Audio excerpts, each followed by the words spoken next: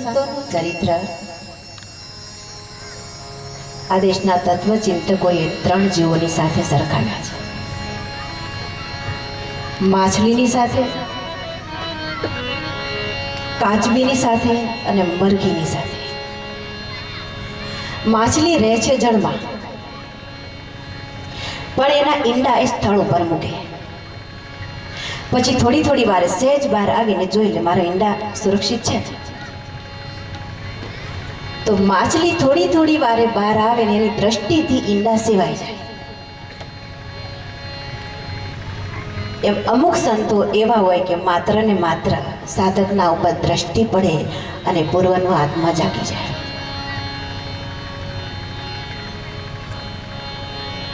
કાચબી કાચબી શું કરે? જમીનમાં ખાડો કરે, એમાં ઈંડા મૂકી દે, ઉપર ધૂળ વાળી દે અને પછી ભૂલી જાય કે મેં ઈંડા ક્યાં મૂક્યા. એટલે સતત વ્યાકુળ થઈ જાય કે મારા ઈંડા ક્યાં, મારા ઈંડા ક્યાં, મારા ઈંડા ક્યાં. અને આ વ્યાકુળતામાં ને વ્યાકુળતામાં આ કાચબીના ઈંડા સેવાઈ જાય.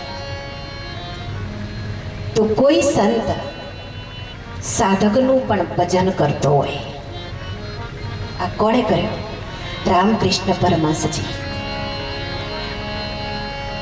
કે નરેન્દ્ર થોડી વાર પણ જો બહાર જાય ને, એકાદ બે દિવસ જાય ને, ત્યાં તો ગુરુ મહારાજ વ્યાકુળ થઈ જાય કે વિવેક ક્યારે આવશે, ક્યાં ગયો, ક્યારે આવશે, ક્યારે આવશે. અને એક વખત તો વિવેકાનંદજીએ કહી પણ દીધેલું કે ગુરુદેવ આ તમે શું કરો છો? આ લોકો તમારા પાછળથી વાતો કરે છે કે પરમહંસની સ્થિતિએ પહોંચ્યા, સાક્ષાત કાલી મૈયા, સાક્ષાત વાતો કરે. અને વિવેકાનંદમાં આટલી બધી આસક્તિ. મને એવું લાગે છે કે ગુરુદેવ તમે આટલી બધી મારામાં આસક્તિ ન રાખો, જેથી કરીને તમે ભટકી ન જાઓ. અને ત્યારે ગુરુદેવ એને તો બાળક જેવું ચરિત્ર હોય, નિખાલસ. એને કહ્યું કે વિવેક, હું હમણાં માને પૂછી આવું કે મને તારામાં આસક્તિ છે. પરમહંસજી અંદર ગયા, કાલી મૈયાની પાસે ગયા ને રડતા રડતા બહાર આવ્યા કે વિવેક, મને તારામાં આસક્તિ નથી, પણ માએ કીધું કે મને વિવેકમાં મારી માં કાલી દેખાય છે.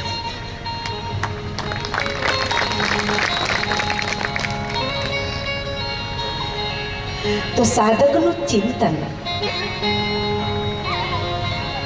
અને એમાં સાધક ભલે કંઈ ન કરે, ગુરુદેવના ચરણ રજ એક વખત જો માથા ઉપર ચડી ગઈ તો બેડો પાર થઈ ગયો.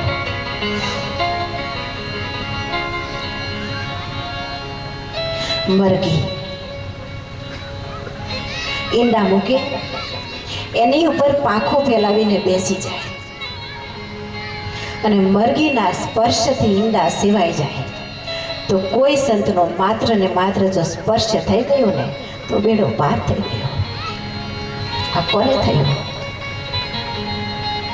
કબીર સાહેબ જ્યારે નદીમાં સ્નાન કરવા માટે જાય છે, જરા અંધારું છે, પેલો ઘાટ પગથિયા ઉતરે છે ને, ત્યાં કોઈના ઉપર પગ પડ્યો ને રામ બોલી ગયા. કોણ હતું? રામાનંદ સ્વામી. બસ મહામંત્ર મળી ગયો. મારા ગુરુજી મહામંત્ર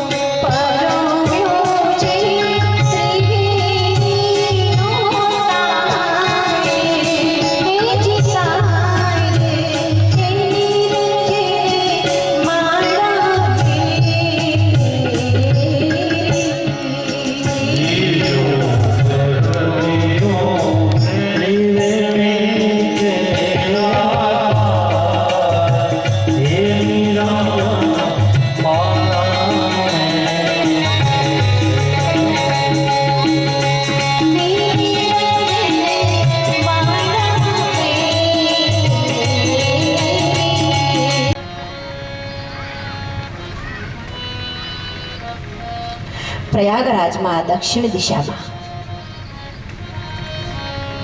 તમસા નદીને કિનારે અનેક ઋષિ મુનિઓએ આશ્રમોની સ્થાપના કરી છે અને એ જ કિનારે એક સુંદર મજાની એક નાનકડી એવી કુટિયા, એમાં એક પરિવાર રહે છે, ભીલ જાતિ છે, એક પતિ પત્ની. અને એને ત્યાં શરદ પૂર્ણિમાના દિવસે એક પુત્રનો જન્મ થયો અને પુત્રનું નામ પડ્યું રત્નો. આ રત્નો ધીમે ધીમે ધીમે ધીમે મોટો થવા લાગ્યો, મોટો થયો, યુવાન થયો. પણ આ બાજુ માતા પિતા વૃદ્ધ થયા. વૃદ્ધાવસ્થાને કારણે પિતાશ્રીનું અવસાન થયું, મૃત્યુ થયું. હવે માની જવાબદારી રત્ના ઉપર આવી. રત્નાએ કુહાડાને હાથમાં ધારણ કર્યો, તીરકામઠું હાથમાં લીધું અને દરરોજ જંગલમાં જાય. હરણ છે, સસલાઓ છે, સુવર છે, આ પ્રાણીઓનું, પશુઓનું મારીને ઘરમાં લઈ આવે. મા દીકરો એનું ભોજન કરે.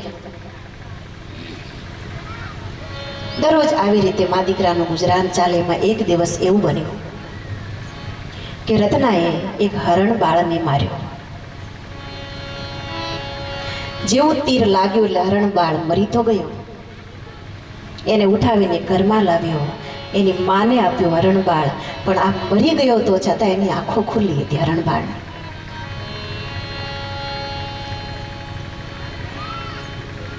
રત્નાની માએ હરણ બાળને હાથમાં તો લીધું, પણ એની આંખો સામો જોઈ અને પરિવર્તન આવ્યું. એક માં છે. રડવા લાગી રત્નાની માં. બેટા, તે આ શું કર્યું? હરણ બાળને માર્યું. એની માની સ્થિતિ શું હશે? માની સ્થિતિ તો જે માં હોય ને એ જ જાણે.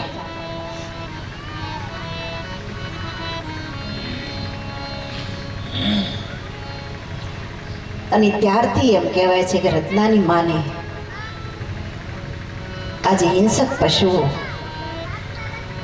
જે પ્રાણીઓને લઈને આવે રત્નો, પણ એના ઉપરથી અરુચિ આવી ગઈ કે હું શું કરું છું. થોડો થોડો સાત્વિક ભોજન ઉપર એની રુચિ લાગવા લાગી. ફલ ફૂલ ખાય. અને બાજુમાં જ ઘણા આશ્રમો છે. રત્નાની માને એમ થયું કે આ મનુષ્ય દેહ મળ્યો તો શું આમને વિતાવી દેવાનો, એને વેડફી નાખવાનો? આ આર્યો, આ સંતો કેવું જીવન જીવે છે, તો અમે એવું તો ન જીવી શકીએ, પણ એમાં સેવાનો લાભ તો લઈ શકીએ ને, એની સેવા તો કરી શકીએ ને. આ રત્નાની માને આવો વિચાર આવ્યો. પણ અછૂત જાતિ. અને એ વખતનો બાપુએ કીધું અત્યારે પણ એવું છે કે અડે નહીં, એનાથી દૂર જ રાખે, દૂર જ રાખે. આશ્રમમાં પ્રવેશ મળે નહીં, મંદિરમાં પ્રવેશ મળે નહીં. પણ રત્નાની માને તો સેવા કરવાની તાલાવેલી જાગી. એટલે શું કરે, વહેલા 3-4 વાગ્યામાં ઉઠે અને હજી આ બધા આશ્રમવાસીઓ બધા સૂતા હોય, ત્યાં વહેલી સવારે સાફ સફાઈ કરી આવે, જેમ શબરીમાં કરતા એમ. દરરોજ આશ્રમની સફાઈ કરી આવે. હવે એક દિવસ આશ્રમના જે કુલપતિ છે, આ બધા વિચાર કરે છે કે આપણે જે ઉઠ્યા ન હોય, જાગ્યા ન હોય, અને ત્યાં બધી સફાઈ કેમ થઈ જાય છે, આ કરે છે કોણ? કુલપતિએ વિચાર કર્યો કે આપણે છુપી રીતે એનું ધ્યાન રાખીશ. આ છે કોણ? રાત્રે સૂતા નહીં કુલપતિ, અને જુએ છે તો 3:30 જેવો સમય છે સવારનો, અને ત્યાં એક સ્ત્રી આવી બુહારી કરે છે આંગણામાં. અને શાંતિથી અવાજ ન થાય બુહારી કરીને સફાઈ કરી અને વળી પાછી પોતાની કુટિયામાં જતી રહી. આ સંતો એને કુલપતિ એને ઓળખે છે કે આ તો રત્નાની માં છે.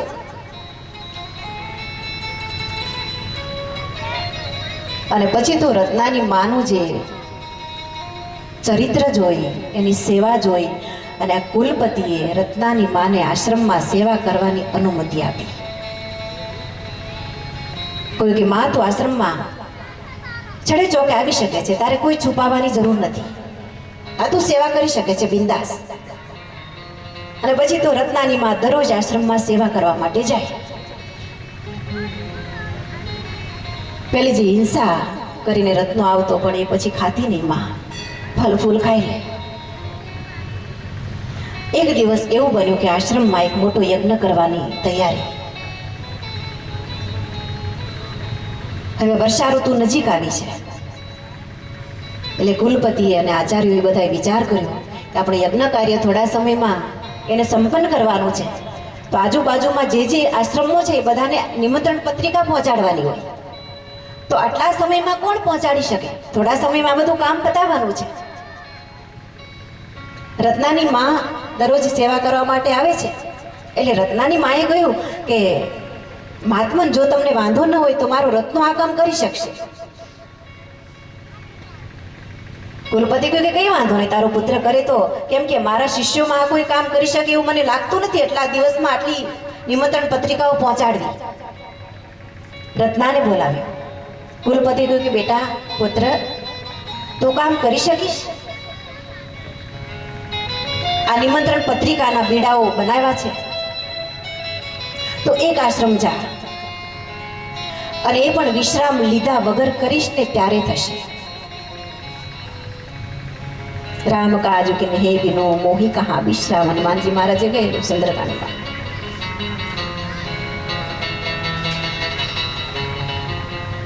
પૂજ્ય બાપુ પાસેથી એક દિવસ સાંભળ્યું હતું. અને માં તો દરરોજ એકલી મળે ને એટલે બસ બાપુની જ વાતો હોય, ગુરુદેવની જ વાતો હોય કે ગુરુદેવે આ કર્યું, અને એના મુખમાં તો બીજું શું હોય? સાધકના મુખમાં તો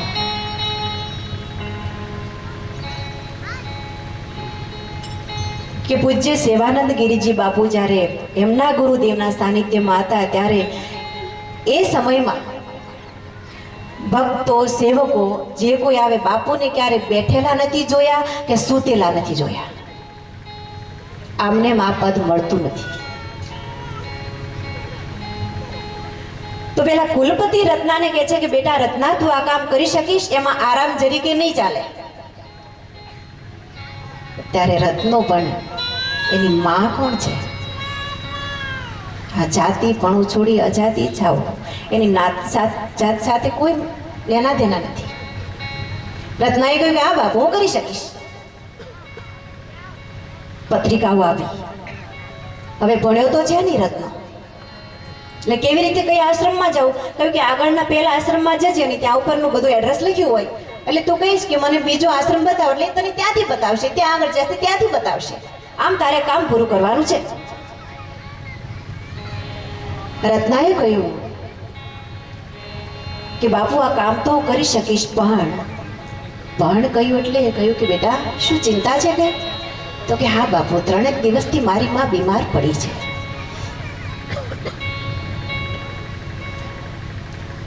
તો હું તમારું આ કામ કરવા માટે જઈશ તો પછી મારી માનું ધ્યાન કોણ રાખશે? એમ રત્નો કહે છે. એટલે કુલપતિ કહ્યું કે રત્ના, તું તારી માની ચિંતા ના કર, હું મારા શિષ્યોને ત્યાં મોકલીશ, એનું ધ્યાન રાખશે, એને કઈ જરૂરિયાત હશે બધું પહોંચાડી દેશે, પણ તું જા. રત્નો માને વંદન કરી, કુલપતિને સંતોને વંદન કરીને નિમંત્રણ પત્રિકા લઈને નીકળ્યો. 1 દિવસ, 2 દિવસ, 3, 4, 5, 6, 7, 8, એક પખવાડિયું પૂર્ણ થયું, 15 દિવસ પૂર્ણ થયા અને ત્યાં તો બધી જ નિમંત્રણ પત્રિકાઓ લઈને પાછો આવી ગયો. કુલપતિ ખૂબ રાજી થયા અને દોડતો હવે માની પાસે. શું કામ? એનો આત્મા ત્યાં છે કે મારી માં બીમાર છે, બરાબર તો હશે ને. રત્નો દોડતો ઘેર ગયો, દરવાજો ખટખટાવ્યો. 1, 2 ને 3 વખત કહ્યું કે માં, માં, માં. 3 વખત બૂમ પાડી પણ માં ના આવી. રત્નો વ્યાકુળ બન્યો કે માં કેમ મને પોકારો દેતી નથી? પોતાના પગની લાત મારીને દરવાજો વારને તોડી નાખ્યો. અંદર ગયો ને રત્નો ભાગી પડ્યો. માનો પાર્થિવ દેહ તો પડ્યો છે પણ ગંધાયેલો અંદર જીવાત પડી ગઈ છે. ઓળખી ન શકાય એવો માનો દેહ. ક્રોધ આવ્યો કે મને વચન આપ્યું હતું કુલપતિએ કે તારી માનું મેં ધ્યાન રાખશું ને મારી સાથે વિશ્વાસઘાત કર્યો. મારી માની આ દશા.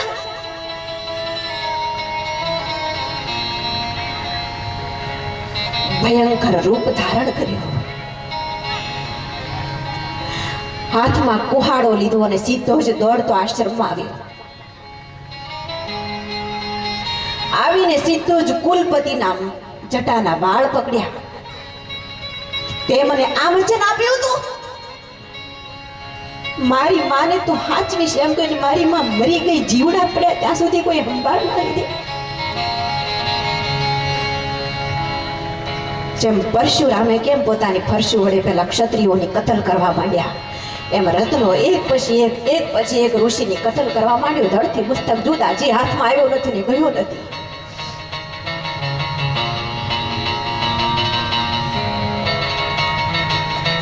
કેટલાય આશ્રમોને ઉજ્જડ કર્યા.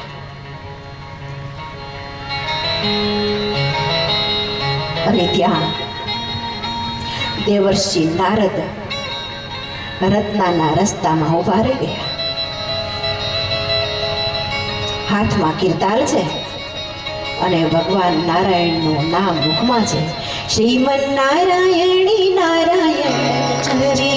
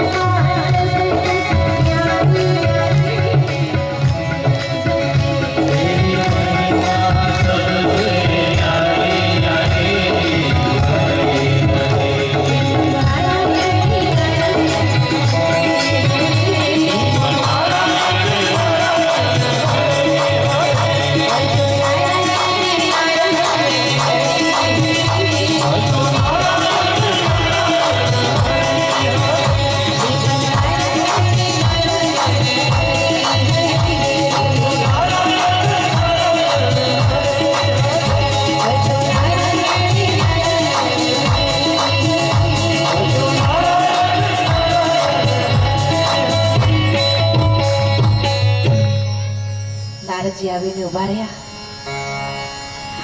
હવે રત્નાને જોઈને ઋષિ મુનિઓ પોતાના જીવને બચાવવા માટે ભાગવા લાગતા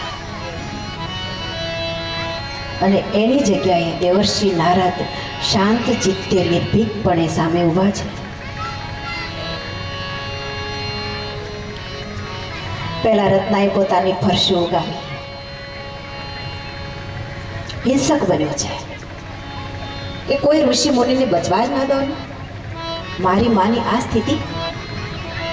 પેલા સંતો કહે છે કે રત્ના, અમે તારી મા પાસે જતા પણ તારી માએ જ કહેલું કે મારે કોઈ જરૂર નથી, તમારું યજ્ઞ કાર્ય થોડા સમયમાં કરવાનું છે, તમે તમારા કામે વળગો, મારે જરૂર નથી એટલે નતા ગયા. પણ સાંભળ્યા બીજો.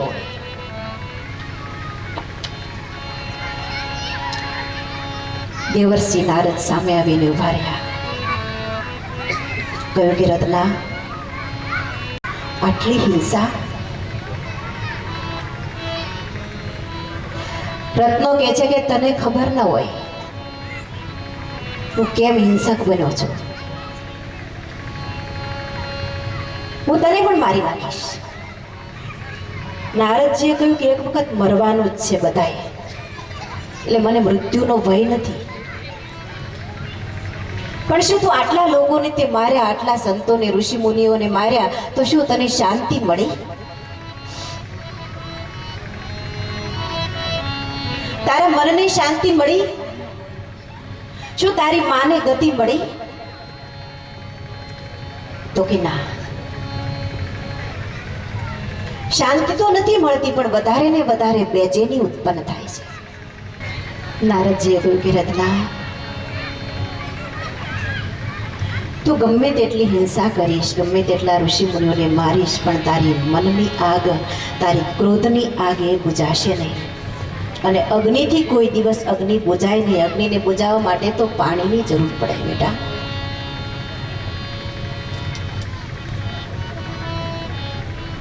આ તું થોડો પ્રયોગ કર. તને એવું લાગે કે મારા મનને શાંતિ મળે છે તો હું રસ્તો બતાવું, એ રસ્તા પર ચાલજે, નહીં તો તું કરા કર, મને મારી નાખજે. રત્નો થોડો પીગળ્યો. શું કામ? બહુ થાક્યો હતો. એણે કહ્યું કે તો શાંતિ મેળવવા માટે શું કરવું જોઈએ? તો કે પરમાત્માનું સુમિરન. તો શું સુમિરન કરવાથી શાંતિ મળે? તો કે હા. આ તું મને જોવે છે ને? રત્નાને પણ થયું કે છે તો ખરું કંઈક. જે સંતો ઋષિ મુનિઓ મને જોતા હતા, પોતાના જીવને બચાવવા માટે ડરીને ભાગતા હતા, અને આને કઈ ડર નહીં, શાંત ચિત્તે ઊભા છે, તો શું એને એનો દેહ નહીં પ્યારો હોય? એટલે કંઈક તો છે. તો કે મને એવો રસ્તો બતાવો જેથી કરીને મારા મનને શાંતિ મળે, જે પ્રતિશોધની જ્વાળા છે જરા બુઝાય.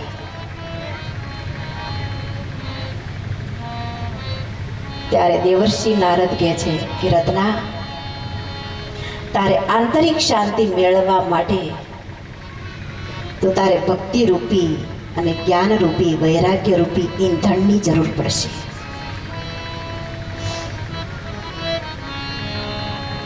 તો સુમિરન કર. પરમાત્માનું નામ ભગવાન કરતા પણ ભગવાનના નામમાં વધારે તાકાત છે. તો કે કયું નામ લઉં? એટલે નારદજી કહે છે ઓમ તત્સત, ઓમ તત્સત. તો કેવું અઘરું મને ના આવડે, હું કઈ ભણ્યો નથી, કંઈક સહેલું હોય એવું બતાવો. તો કે જય સચ્ચિદાનંદ. તો કે એ તો એના પણ એનાથી પણ અઘરું છે, એ તો મને આવડે જ નહીં, જીભ ફોટો વળી જાય, એ મારું કામ નહીં. કંઈક સહેલો રસ્તો બતાવો, મારાથી થાય એવો. તો કહ્યું કે અવધપતિ, જે અયોધ્યાના રાજા છે એનું નામ તને આવડે, એને તો ઓળખશો? તો કે હા, એને તો ઓળખું ને. તો કે કોણ છે? તો કે એ તો રાજા છે, મોટા રાજા અયોધ્યાના. તો કે એનું નામ? તો કે એનું નામ રામ. તો કે બસ એ જ બ્રહ્મ, શબ્દ એ જ બ્રહ્મ છે, બ્રહ્મ એ જ શબ્દ છે ને શબ્દ એ જ બ્રહ્મ છે. બસ એનું નામ તું લે, બીજું કંઈ કરવાનું નથી, એટલે તને આંતરિક શાંતિ મળશે. હે રત્ના, હિંસા કરવાથી તને શાંતિ નહીં મળે. તું તને ઓળખ.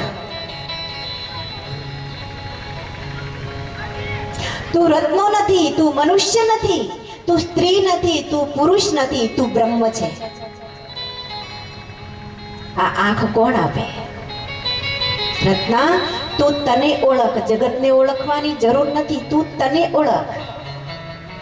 અને એ મીરાબાઈએ ગાય, આત્માને ઓળખાવી ના રે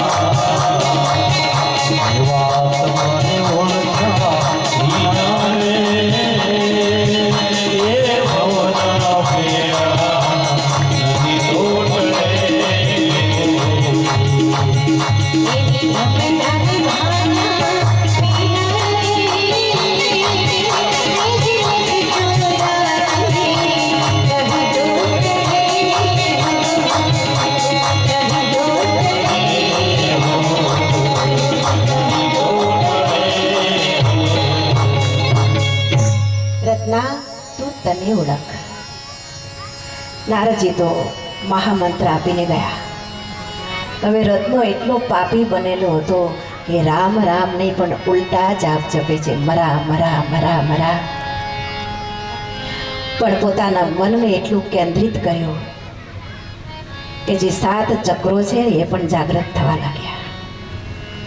પહેલા તો મુખ જપ, એમાંથી કંઠ જપ આવ્યા અને એમાંથી અનાહત જપ થવા લાગ્યા અને નાભીમાંથી જપ શરૂ થયા. દેહભાન બોલ્યો અને કહેવાય છે કે રત્નો સમાધિસ્થ થયો છે. મરા મરા મરા મરા.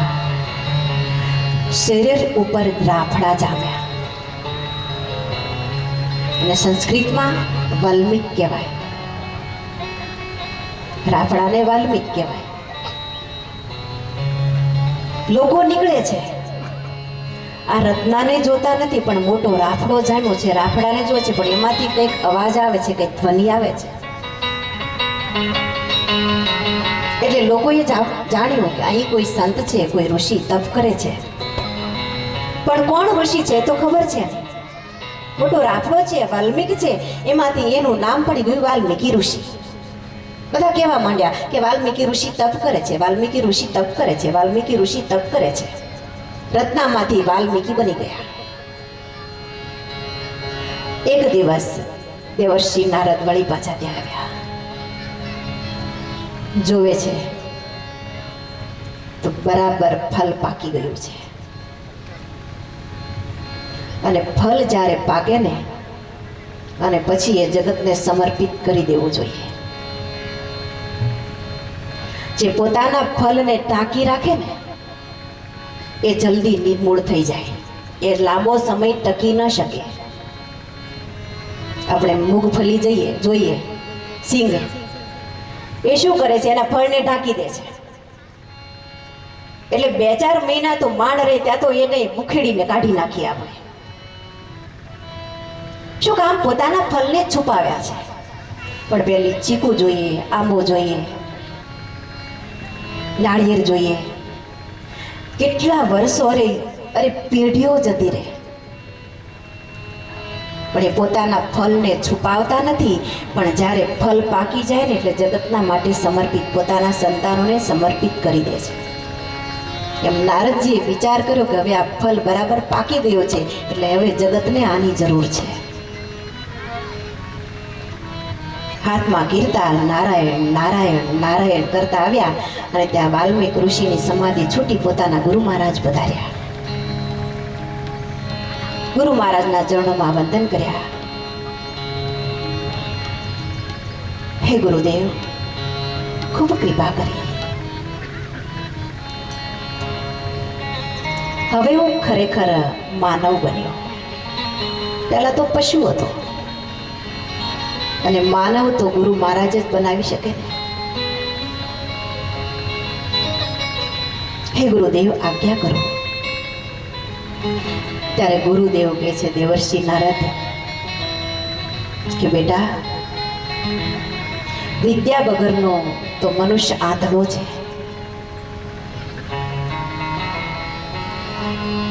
તો જ્યાં તું પહેલા રહેતો હતો એ જ જગ્યા ઉપર જા, ત્યાં જ ઋષિ મુનિઓના આશ્રમમાં વિદ્યાભ્યાસ કરવા માટે. ગુરુદેવની આજ્ઞાથી વળી પાછા વાલ્મીકી ઋષિ વિદ્યાભ્યાસ કરવા માટે જાય છે. સંપૂર્ણ વિદ્યા પ્રાપ્ત કરી, વેદો ઉપનિષદોનું જ્ઞાન, અને વળી પાછા પોતાના આશ્રમમાં આવ્યા. અને હવે તો એક મહાન ઋષિ બન્યા છે વાલ્મીકી ઋષિ.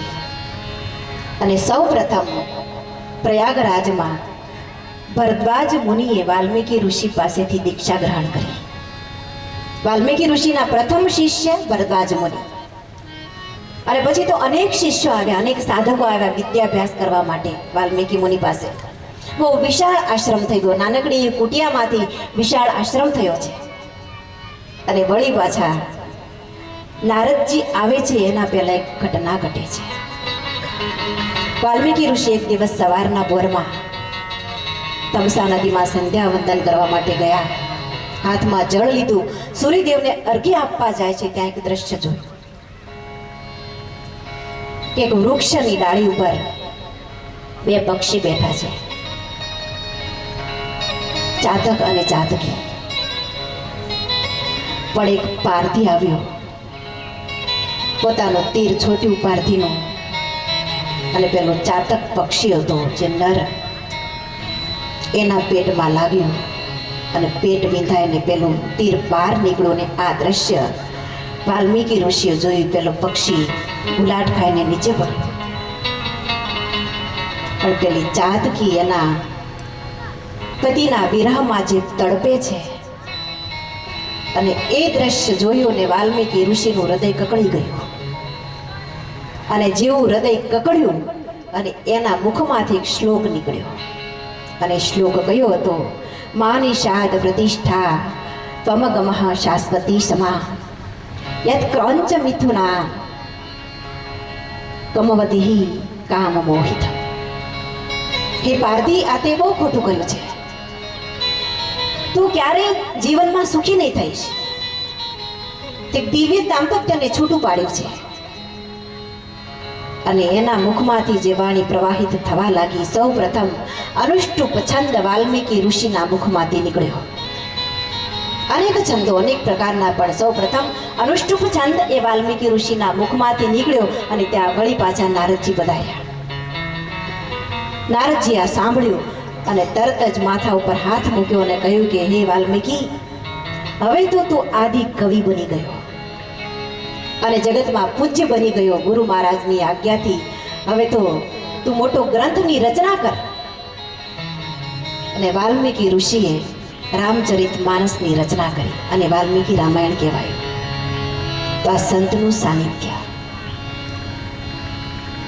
કપાસના ફૂલની સાથે સરખાવ્યું. આ ક્યાંથી ક્યાં આવ્યા? કે સંતોની વંદના તુલસીદાસજીએ શા માટે કરી?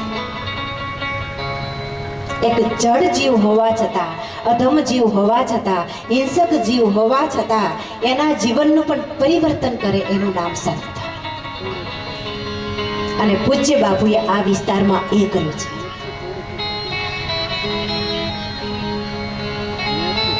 પણ ખૂબ પીખાવું પડે, ખૂબ પીસાવું પડે. જેમ કપાસનું ફૂલ કપાસિયાથી છૂટું પડે, એના તાણાવાણા બને, અને એ તાણાવાણામાંથી વળી પાછું વસ્ત્ર બને. અને વસ્ત્રનું કામ શું? તો ઉઘાડાને ઢાંકવા. એ ઉઘાડાનું ઢાંકણ, જગતના છિદ્રોને ઢાંકવાનું કામ સંતો કરે છે.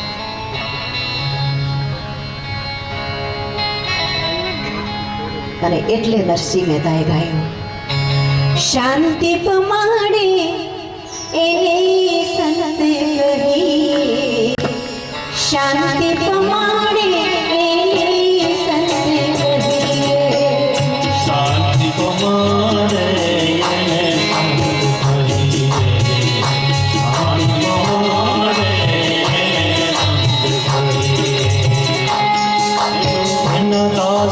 દાસ કહી રહીએ,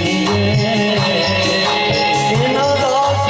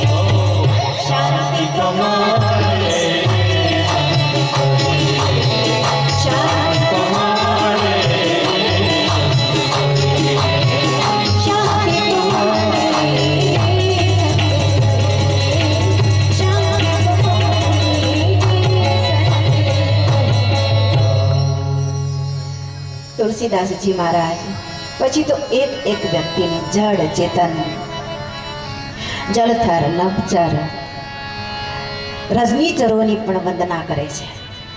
દેવો દૈત્યો મનુષ્યો બધાની જ શું કામ સિયારામમય સબ જગ જાની કરો પ્રણામ જોર જુગ પાની. સૌની વંદના કરી અને પછી અવધની સરયુ મૈયાની વંદના કરીને પછી અવધવાસીઓની રાજકુટુંબની વંદના કરવા જાય છે. તુલસીદાસજી વિચાર કરે કે સૌ પ્રથમ કોની વંદના કરું? મારા ઈષ્ટ તો રામ છે, તો એમની વંદના કરું કે એમના પિતાશ્રીની વંદના કરું? પણ સૌ પ્રથમ કોની વંદના કરી તુલસીજીએ? બંદઉ કૌશલ્યાદિ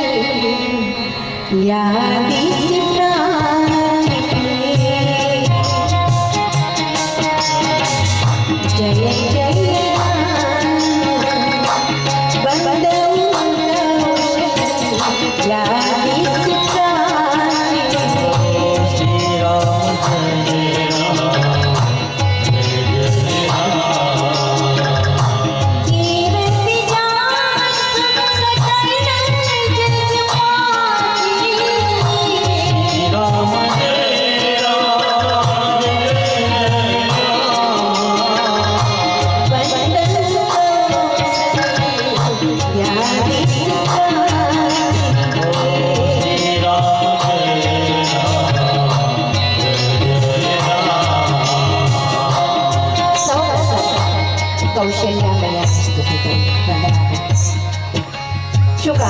જેમ પૂર્વ દિશામાં સૂર્યનો ઉદય થાય અને જગતને પ્રકાશ મળે એમ કૌશલ્યા રૂપી દિશામાં કૌશલ્યા મુનિએ રામચંદ્ર ભગવાનને જન્મ આપ્યો છે અને જગતને પ્રજ્વલિત ઉજાગર કર્યું છે. અને આપણે ઉપનિષદનું પણ વાક્ય શું છે? સૌ પ્રથમ માતૃદેવો ભવ, અને એના પછી પિતૃ દેવો ભવ, પછી આચાર્ય દેવો ભવ, અતિથિ દેવો ભવ. ઉપનિષદનું વાક્ય છે. તો કૌશલ્યા મૈયાને વંદના કરી અને એના પછી દશરથ મહારાજની વંદના.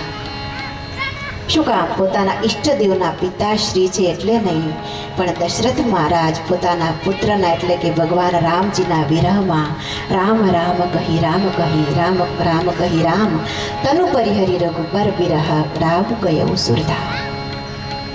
પરમાત્માનું સુમિરન કરતા કરતા દશરથ મહારાજે પોતાનો પ્રાણની ત્યાગ કર્યો છે.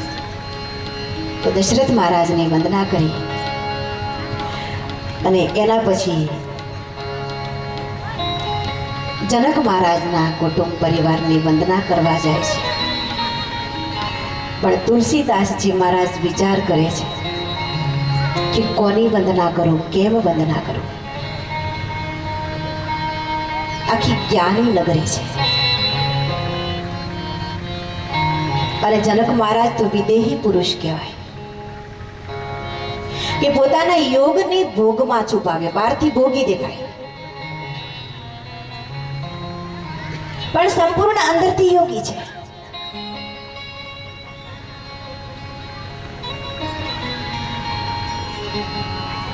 એક દિવસ બાદશાહ અકબર એને સત્સંગની વાતો બહુ ગમતી અને એની સાથે બિરબલ તો હોય જ.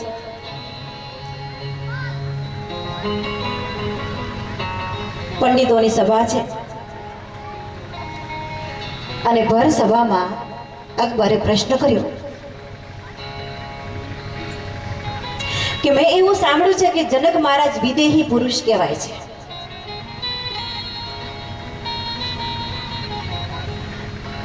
તો દેહી હોવા છતાં વિદેહી કેમ કહેવાય? એ તો જીવતા જાગતા હતા, તો દેહ વગરના વિદેહી એટલે દેહ વગરના, તો વિદેહી કેમ કહેવાય? અંદરો અંદર જરા ગુપસુપ થાય છે પણ બાદશાહની સામે કોઈ ઊભા થવા તૈયાર નથી. અને ત્યાં બિરબલ અકબર બાદશાહની પાસે જરીક નજીક ગયો અને કાનમાં કંઈક કહ્યું. કાનમાં કંઈક કહ્યું ને પેલા અકબર છે એ મરક મરક હસવા લાગ્યા. ભરસભામાં પાછળ એક વૃદ્ધ વડીલ બુખારી મિયા બેઠેલા. બુખારી મિયાને ન ગયું કે જાહેર સભામાં આવી રીતે શિષ્ટાચારની વિરુદ્ધ થાય, ના સારું લાગે. અમુક મર્યાદા હોવી જ જોઈએ સભામાં. એટલે ખીજાયા પેલા બુખારી મિયા. અકબર બાદશાહને કહે છે કે આ બરાબર ન કહેવાય તમારી સભામાં. આ તમે ભર સભામાં કાનમાં કાન રાખીને મોઢામાં મોઢું રાખીને ગુપસુપ કરો એ સારું ન દેખાય. અને ત્યાં તો તરત જ અકબર બાદશાહે હુકમ કર્યો કે બુખારી મિયા, પેલો અકબર કનમાં વળી પાછો કંઈક કહી આવ્યો અને તરત જ હુકમ કર્યો આવતીકાલે 9 વાગે ફાંસીના માચડા ઉપર તમને ચડાવી દેવામાં આવશે સજા. લોકો તો વિચાર કરે છે કે આટલી નાની વાતમાં આટલી મોટી સજા. આ તો બાદશાહનો હુકમ. બીજા દિવસની સવારે એના પહેલા વળી પાછો હુકમ થયો કે આવતીકાલે બુખારી મિયાને ફાંસીના માચડે ચડાવવામાં આવે ને એના પહેલા શાહી ભોજન બાદશાહની સાથે બુખારી મિયાએ લેવાનું છે.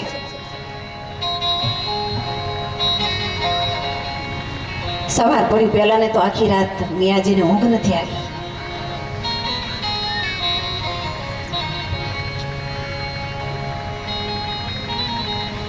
સુંદર મજાનો ભોજન ખંડમાં જાત ભાતની રસોઈ સામગ્રી તૈયાર થઈ. બાદશાહ પણ આવ્યા, એનો રાજ રસાલો પણ આવ્યો, મોટા મોટા અધિકારીઓ પણ આવ્યા અને બુખારી મિયા પણ આવ્યા. બાદશાહનો હુકમ છે એટલે ભોજન તો લેવાનું જ હતું. મને કમને ખાધું અને પછી સભામાં લાવ્યા. બસ 9ના ટકોરા વાગે એટલે માચડે ચડી જવાનું છે. અને ત્યાં વળી પાછા બીરબલ ઊભા થયા અને ભર સભામાં કહ્યું કે બુખારી મિયાજી, આ સજામાંથી તમારે બચવાનો એક વિકલ્પ છે તમારી પાસે. તો કે કયો? તો કે છે કે હમણાં જ તમે બાદશાહની સાથે શાહી ભોજન ગ્રહણ કર્યું. તો કે હા. તો તમે જે ભોજન સામગ્રી જે એ ગ્રહણ કરી, તમે ખાધું, એનું વર્ણન કરી શકશો કે કઈ ભોજન સામગ્રી હતી, એનો સ્વાદ કેવો હતો, કેવું લાગ્યું? એ બરાબર હાચું તમે વર્ણન કરી બતાવો આ સભામાં, તો તમે આ સજામાંથી મુક્ત થઈ જાઓ. ત્યારે બુખારી મિયા કહે છે કે જેના માથા ઉપર મોત ભમતું હોય એને શું દેખાય? મેં તો હુકમ હતો એટલે બધું ખાધું છે, પણ શું સામગ્રી હતી કે કેવો એનો સ્વાદ હતો મને કઈ ખબર છે ને, હું સત્ય કહું છું. અને આમ જ્યાં સાંભળ્યું ને ત્યાં તો બીરબલ નાચવા લાગ્યા કે બાદશાહ તમારો જવાબ મળી ગયો, તમારો જવાબ મળી ગયો, તમારો જવાબ મળી ગયો. અરે શું જવાબ મળી ગયો? તો કે આપણે કહ્યું હતું કે વિદેહી કેમ કહેવાયા? જનક મહારાજ દેહી હોવા છતાં વિદેહી કેમ કહેવાય? તો કે આમ બુખારી મિયાએ ખાધું છે, પીધું છે અને છતાં એને ખબર નથી શું કામ એના માથા ઉપર મોત ભમે છે, મૃત્યુ ભમે છે. એટલે જનક મહારાજ પણ એમ જ જીવતા હતા કે ક્યારે ફટાકડો ફૂટી જાય કંઈ ખબર નહીં. એટલે જીવું ભલે ભોગમાં રહીએ પણ પરમાત્માને સંસારમાં સરસો રહે પણ મન રહે મારી પાસ.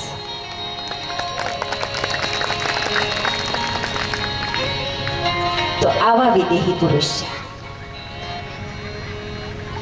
તો જનક મહારાજની વંદના એના પરિવાર સહિત સાથે વંદના કરી. અરે ઘણી વખત ઉર્મિલા દેવીનો પણ પ્રશ્ન થતો હોય છે, એને જરા અન્યાય થયો છે. તમે માનસના એક પાત્ર જુઓ, કેટલી કુરબાની આપી છે, કેટલું સમર્પણ કર્યું છે.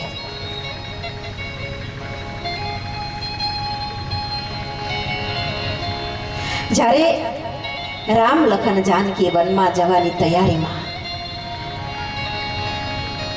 ત્યારે પ્રશ્ન થાય કે શું ઉર્મિલાની પાસે લખનલાલજી ગયેલા? હા, માનસમાં નથી પણ હા ગયેલા એવું સાકેતમાં લખ્યું.